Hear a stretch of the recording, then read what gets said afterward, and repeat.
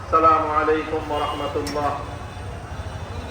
الحمد لله رب العالمين، والصلاة والسلام على سيد الأنبياء والمرسلين وعلى آله وأصحابه أجمعين.